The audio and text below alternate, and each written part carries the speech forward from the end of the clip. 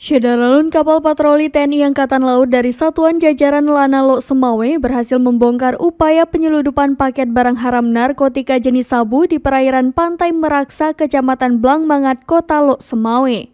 Kapal patroli TNI Angkatan Laut yang mengejar pelaku penyeludupan sempat menabrakkan kapal ke perahu yang dicurigai membawa paket narkoba yang diduga untuk diperjualbelikan jelang malam perayaan Tahun Baru 2023 di Aceh tersebut.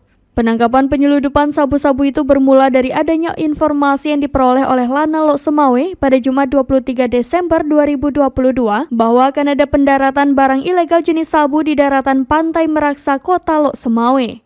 Setelah mendapatkan informasi, Komandan Lanal Lok Semawe, Kolonel Marinir Dian Suryansyah langsung memerintahkan tim Intel Lanal Lok Semawe bersama tim Flight One Quick Response untuk bergerak melaksanakan penyelidikan dan penggalian informasi di wilayah tersebut. Usai mendapatkan kepastian informasi, kemudian dan Lanal Lok Semawe menginstruksikan tim patroli TNI AL untuk melakukan penyergapan dan penangkapan terhadap kapal yang membawa paket barang haram tersebut. Pada pukul 1:45 waktu Indonesia Barat, tim Lanal berhasil menangkap pelaku penyeludupan beserta barang bukti jenis sabu berisi 43 bungkus paket dengan menabrakkan kapal patroli ke kapal tersangka. Dan setelah diperiksa, ditemukan ada 43 bungkus benda yang mencurigakan, sehingga kapal tersebut ditarik menuju ke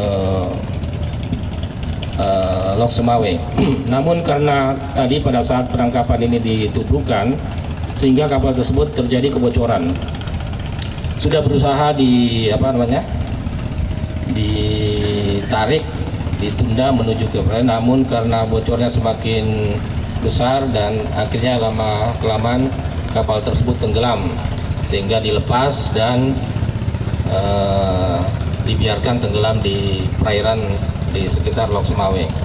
Dan Lanal Kolonel Marinir Dian Suryansyah mengatakan, saat ini satu orang pelaku penyeludupan berinisial MN dan barang bukti 43 paket sabu dengan total 45 kg telah diserahkan ke Denpoma Lanal LSE untuk pemeriksaan dan penyelidikan lebih lanjut.